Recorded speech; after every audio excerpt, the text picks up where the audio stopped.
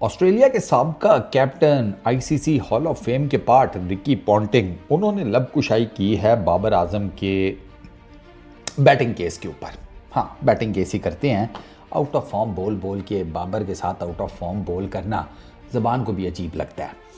Ricky Ponting ये कहते हैं कि बाबर आजम के साथ अभी जो मसाइल चल रहे हैं ना बैटिंग के, उसका हल ये है, अपना किट बैग पकड़ो, जिप लगाओ, फिर उसको ताला लगाओ, अपना किट बैग उठाओ, जाकर स्टोर में रख दो, स्टोर का दरवाज़ा बंद करो, बाहर निकलो, उठाओ अपना टीन डब्बा, निकल जाओ कहीं यात्रा पर, सैर सपाटा करने, जिधर मर्जी जाओ, कुछ और कर लो। क्रिकेट को उस स्टोर में बंद करके ना निकलो साइड के ऊपर, ब्रेक लो। ये सबसे बेस्ट सोल्यूशन है। ही सेड कि विराट कोहली, बाबर आजम के नंबर्स देखकर मैं यही कहूँगा कि उसको ना विराट कोहली वाला पाथ मतलब फॉलो करना चाहिए। जब विराट कोहली बकौल उनके कि नहीं चल रहे थे, रन्स नहीं आ रहे थे, हालांकि एग्जाम्पल तो कोर्ट की है, ये जो भी रिसेंटली इंग्लैंड के अगेंस्ट होम सीरीज़ थी उसका पार्ट नहीं थे ना विराट कोहली, उन्होंने ब्रेक ली हुई थी।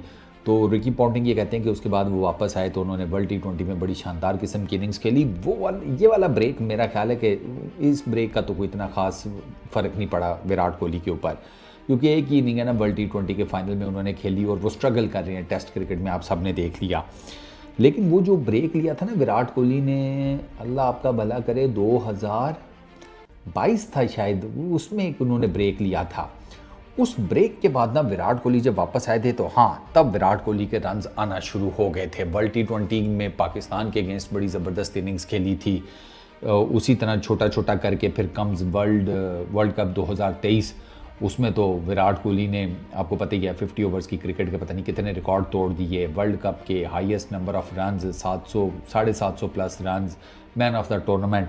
तो विराट कोहली के लिए वो जो 2022 वाला ब्रेक था उसकी कुछ समझ में आती है। ये इंग्लैंड की सीरीज़ वाला ब्रेक तो वो फिट नहीं बैठता इस सारी कैलकुलेशन में। एंड ही सेड के बाबर आजम को यही करना चाहिए। कई दफ़ा आप ना फंस जाते हैं, आपको ना निकलने के लिए यू नीड अनदर ऑप्शन। गर्मियों की छुट्टियां बच्चों को स्कूल में क्यों होती है मुझे अब समझ आती है। ब्रेक है ना वो भी इसी किस्म की, सारा साल जिसे कहते हैं भाई साहब दिमाग की यखनी, ठीक है, पढ़ो, ये करो, वो करो, फलाना सिलेबस, फलाना सब्जेक्ट्स, फलाने पेपर्स, दिस दैट, उसके बीच में गर्मियों की छुट्टियां दे देते हैं। क्यों? ब्रेक ले लो, ब्रेक लो, जाओ अपनी नानी के घर जाओ, दादी के घर जाओ, घूमो फिरो, अयाशी करो 1-2 महीने, फिर आ जाना वापस। ये वही वाला चक्कर है। बाबर आजम को ना गर्मी की छुट्टियां चाहिए, ये रिकी पॉन्टिंग ये कहते हैं। प्लस ही सेड के at the moment Babar Azam के लिए जो मेन इशू है वो ये है कि बाबर आजम टेस्ट टीम में कैसे वापस आएंगे। ओडीआई क्रिकेट में, वाइट बॉल क्रिकेट में तो बाबर आजम ने जो पहला मैच खेला है, ये सारा कुछ होने के बाद जो भी चेंजेस एंड ऑल दैट, उसमें ही लुक्ड गुड। एक्सीलेंट तो मैं नहीं कहूँगा लेकिन गुड लगे, मतलब चौके शौके ठीक मारे, 37 रन्स किए 44 बॉल्स के ऊपर अराउंड। तो बाबर आजम ना सेटल्ड नज़र आए। ठीक है, वो गेंद एक ज़रा मिस हो गया, वो लेट हो गए ज़रा गेंद के ऊपर पहुंचते हुए, तो जैम्पा ने डंडा खड़का दिया। लेकिन ओवरऑल अगर बाबर आजम की इनिंग्स देखी जाए तो उनके 37 रन्स जो थे वो क्रूशल भी थे और थोड़े से सटल भी थे। बाबर आजम जिस कैलिबर का बैट्समैन है उसके हिसाब से 37 रन्स तो कुछ नहीं है, लेकिन डूबते को तिनका क्या सहारा, अभी तो वो बिल्कुल आउट ऑफ फॉर्म है। तो उसके बल्ले से 37 रन्स निकलना, वो भी जिसे कहते हैं शुक्राने के नफल पड़ने वाली चीज़ है बाबर आजम की इस टाइम जो हालत चल रही है। और रिकी पॉन्टिंग ने यही बात की है कि यार इस सारे भसड़ में आप उसको टेस्ट टीम में कैसे वापस लेकर आएंगे, वो नहीं रन्स कर पा रहा। तो मेजरली तो इशू ये है कि बाबर आजम के टेस्ट क्रिकेट में रन्स चाहिए। ओडीआई क्रिकेट में तो some of the other, as per Ricky Ponting, management जो ही जाता है, they have got to find a way to get Babar back into form and back in their test team। ये nucleus है Ricky Ponting के सारे analysis का, क्योंकि उसने टेस्ट क्रिकेट खेली हुई है भाई, उसने कुत्ता किस्म की टेस्ट क्रिकेट खेली हुई है। उसने शोएब अख्तर को फेस किया हुआ है, उसने डेल स्टेन को फेस किया हुआ है, उसने ज़हीर खान को फेस किया हुआ है, हरभजन सिंह को, अनिल कुंबले को, वसीम अकरम को, वकार यूनस को। उसको पता है भाई रेड बॉल क्रिकेट में क्या चीज़ होती है। और वो ये रिकी पॉन्टिंग की स्टेटमेंट थी ना पिछले दिनों कि यार मेरे बाप को पता चलता कि मेरी 35 की एवरेज है बैटिंग, वो मुझे क्रिकेट छुड़वा कर किसी जिसे कहते हैं स्टापू, पिट्ठू गरम, इस टाइप की किसी स्पोर्ट्स में लगा देता कि बेटा ये खेल, बास्केटबॉल खेल ले, कुछ और कर ले, क्रिकेट तेरे बस का ना ही। ये रिकी पॉन्टिंग की स्टेटमेंट है। हम 35 की एवरेज पे अब आजकल के फैंस खुश हो जाते हैं। उसको पता है कि टेस्ट क्रिकेट की क्या मांग है। बाबर आजम टेस्ट क्रिकेट में रन्स करेगा तो बाबर आजम बड़ा बैट्समैन बनेगा।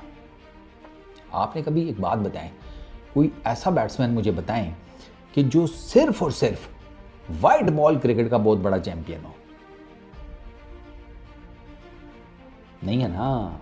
टेस्ट क्रिकेट भाई साहब घोलनी पड़ती है, तब आप बड़ा प्लेयर बनते हैं, वरना कोई नहीं। वरना ये वाइट बॉल क्रिकेट पे आप जितना मर्जी कर लें, टेस्ट क्रिकेट आपके पास नहीं है तो भैया आपका चैप्टर क्लोज है। और ये रिकी पॉन्टिंग की सारी जो स्टेटमेंट है ना बाबर आजम से रिलेटेड, वो इसी चक्कर में है। और उन्होंने कहा है कि यार अच्छा, Ricky Ponting is very hopeful कि बाबर आजम जब ये ब्रेक वगैरह लेंगे ना, अपने आप को थोड़ा क्रिकेट की दुनिया से दूर करेंगे, तो होपफुली कि वो ना जिसे कहते हैं कि उनको बाबर को रियलाइज़ हो जाएगा कि उसके लिए क्या बेस्ट है, ठीक है। और उसने इस बेस्ट को हासिल करने में पाथ क्या फाइंड आउट करना है। बेस्ट पता लग गया, अब उस तक पहुंचना कैसे है, ये सारी कैलकुलेशन बाबर आजम अपने लिए टाइम में ले सकता है, कर सकता है। क्रिकेट के साथ मुश्किल हो जाता है, प्रेशर बहुत होता है, फिर क्रिटिसिज्म है, प्रेशर है, 100 किस्म की चीज़ें चल रही होती हैं दिमाग के अंदर, तो फिर तो नहीं हो सकता। और अभी तो उसका एज़ पर Ricky Ponting half the career हुआ है, अभी हाफ आगे पड़ा है। तो अगर वो हाफ बेहतर करना है तो उसके लिए बाबर आजम को एज़ पर रिकी पॉन्टिंग ब्रेक लेनी चाहिए। अब बाबर आजम ब्रेक बिना वे के टेस्ट क्रिकेट से तो मिल ही गई है, चाहते ना चाहते वो टीम से बाहर कर दिए गए हैं। अब वाइट बॉल क्रिकेट है, उसमें फिर बाबर आजम खुद ही ले लें ब्रेक तो ज़्यादा बेस्ट है, क्योंकि बाबर आजम को ले लेनी चाहिए वैसे ब्रेक। लेकिन अब ये जो 37 रन की इनिंग्स खेली है, ये देखकर चलो इस सीरीज़ के बाद पता चल जाएगा क्या हिसाब किताब है। इस सीरीज़ के बाद वैसे बाबर आजम ब्रेक ले ले, फिर चैम्पियंस ट्रॉफी तक ब्रेक ले ले और उसके बाद वापस है। होपफुली कि तब तक बाबर आजम की सेटलमेंट हो जाए, मेरा अंदाज़ा है। लेट्स सी, डिसाइड तो बाबर नहीं करना है ना। होपफुली बाबर जो भी करे उसके लिए वो ना रिज़ल्ट ओरिएंटेड हो। हमें अपना जो मेजर बैट्समैन है ना, उसके बल्ले से रन्स चाहिए। उसके लिए फिर हमें एक टांग पर भी खड़ा होना पड़े तो हो जाएंगे खड़े, क्या है दिक्कत, क्या है उसमें। दीवार के सहारे के साथ खड़ा हो जाएंगे, लेकिन हो जाएंगे। इस वीडियो में इतने ही। अपना बहुत ख्याल रखना, नेक्स्ट वीडियो में मुलाकात होगी। Peace out.